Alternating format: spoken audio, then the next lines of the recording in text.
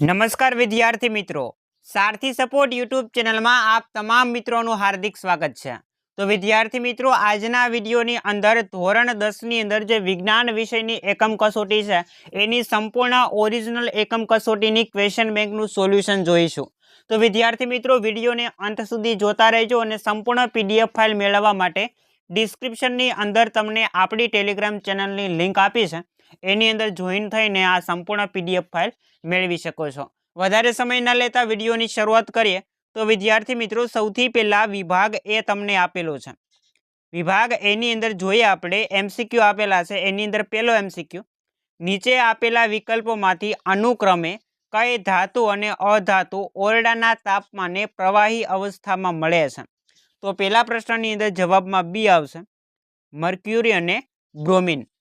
બીજો પ્રશ્ન, સામાન્ય રીતે આયોનિક સંયોજનો નીચેના પૈકી કયો ગુણધર્મ પ્રદર્શિત કરતા નથી? તો બીજા પ્રશ્નની અંદર બી જવાબમાં આવશે, ઘન અવસ્થામાં વિદ્યુત વાહકતા। ત્યાર પછી આપણે આગળ વધીએ તો 3 નંબરનો પ્રશ્ન છે કે ચેતાકોષમાં વિદ્યુત સંકેત રાસાયણિક સંકેતમાં કયા બદલાય છે? વિદ્યુત સંકેત છે એ રાસાયણિક સંકેતમાં ક્યાં બદલાય છે? તો ત્રીજાની અંદર જવાબમાં સી આવશે, શિખા તંતુના છેડા ઉપર। ચોથો પ્રશ્ન, નીચેનામાંથી પુરુષ પ્રજનન તંત્રના વિવિધ અંગોમાં શુક્રાણુઓના વહન માટે સાચો ક્રમ કયો છે?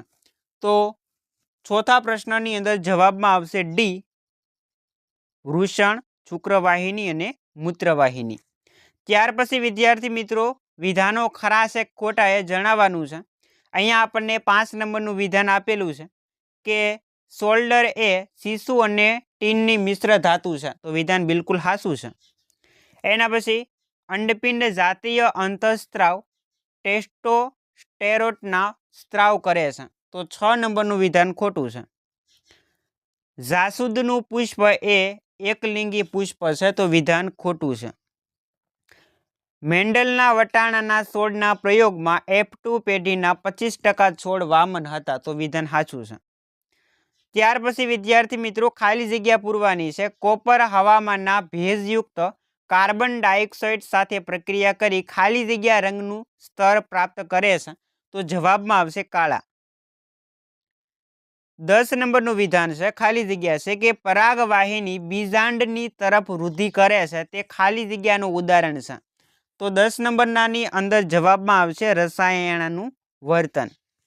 ખાલી જગ્યામાં અલિંગી પ્રજનન કલિકા દ્વારા થાય છે, તો 11 નંબરના પ્રશ્નની અંદર જવાબમાં આવશે હાઇડ્રા। 12 નંબરની ખાલી જગ્યા, આનુવંશિક દ્રવ્યનો વિનિમય ખાલી જગ્યા પ્રકારના પ્રજનનમાં થાય છે, તો 12 નંબરના ખાલી જગ્યાની અંદર શું આવશે? તો કે લિંગી આવશે। ત્યાર પછી માનવ જાતિમાં જનન કોષમાં રંગસૂત્રોની સંખ્યા ખાલી જગ્યા હોય છે, અહીંયા આવશે જનીન કોષો, ટાઈપિંગ મિસ્ટેક છે, તો આવશે 23। ત્યાર પછી વિદ્યાર્થી મિત્રો, એક વાક્ય અથવા તો એક શબ્દની અંદર જવાબ આપવાનો છે। 14 નંબરનો પ્રશ્ન છે કે કેટલીક ધાતુઓને ટીપીને પતરા બનાવી શકાય છે, ધાતુઓના આ કયો ગુણધર્મ છે? તો ટીપાઉપણું। એક વૃદ્ધિ અવરોધક વનસ્પતિ અંતઃસ્ત્રાવનું નામ જણાવો, તો એની અંદર તમારે એક અંતઃસ્ત્રાવનું નામ જણાવવાનું છે। એસિડનું નામ તમે લખી શકો, એક્સિક એસિડ। ત્યાર પછી વિદ્યાર્થી મિત્રો, 2 માર્કના પ્રશ્ન તમને અહીંયા આપેલા છે, આમાંથી તમને કોઈ પણ 2 પ્રશ્ન પૂછવામાં આવશે। અહીંયા તમે જોઈ શકો છો, બધા પ્રશ્ન આપણે વાંચીશું તો વાર લાગશે, એટલે ટૂંકા પ્રશ્નના હું તમને જવાબ આપી દઉં।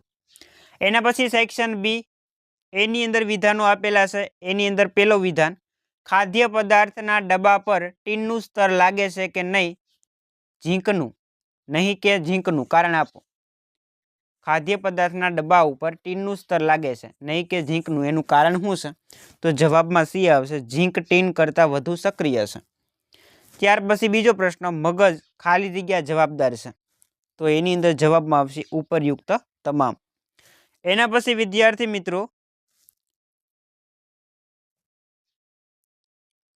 વિધાન હાસુ બને એ રીતે ખાલી જગ્યા પૂરવાની છે। ખાલી જગ્યા કોષ વિભાજનને પ્રેરિત કરે છે, તો એની અંદર શું આવશે? તો કે એની અંદર આવશે સાઇટોકાઇનિન, પેલું આવશે। ખાલી જગ્યા અંતઃસ્ત્રાવને કારણે છોકરીઓના શરીરના બાહ્ય દેખાવમાં ફેરફાર જોવા મળે છે, તો ચોથાની અંદર જવાબમાં આવશે પેલું ટેસ્ટોસ્ટેરોન.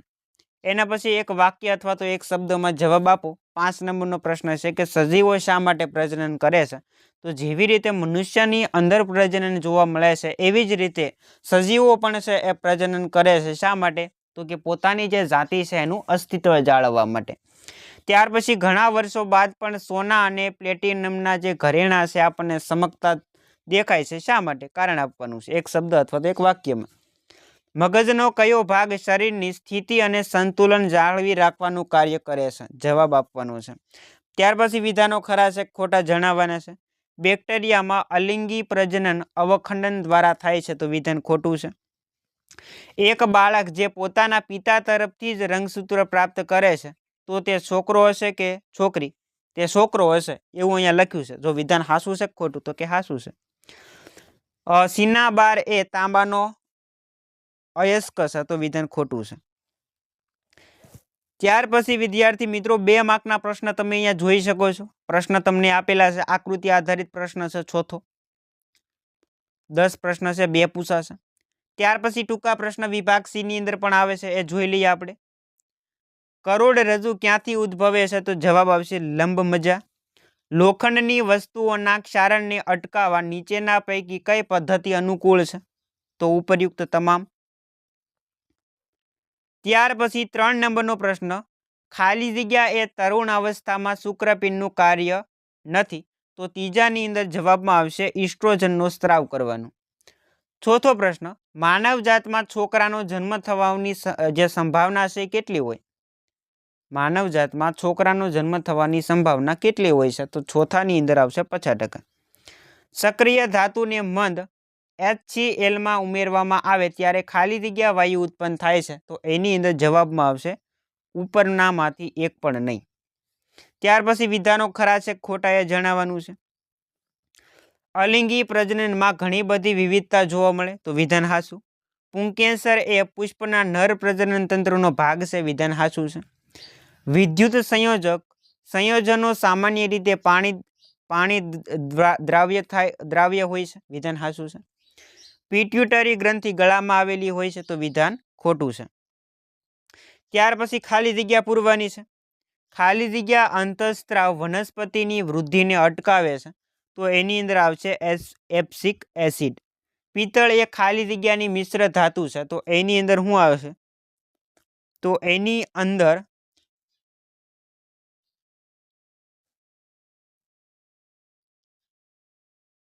એ જવાબ જડેલો નથી, તમે ગોતી લેજો. ઓકે, આગળ વધીએ.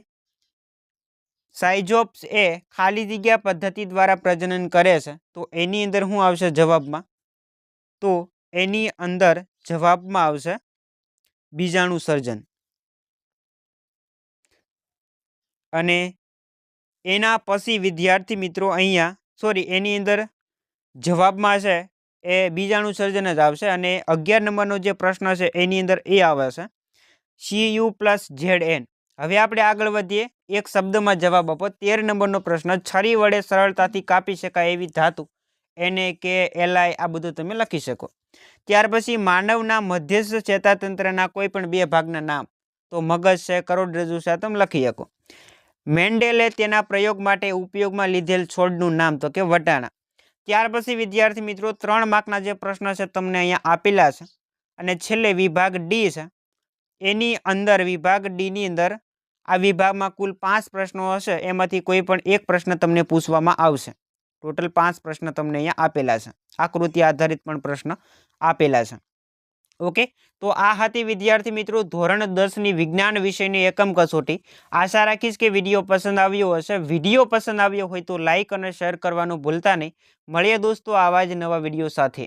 જય હિન્દ, જય ભારત.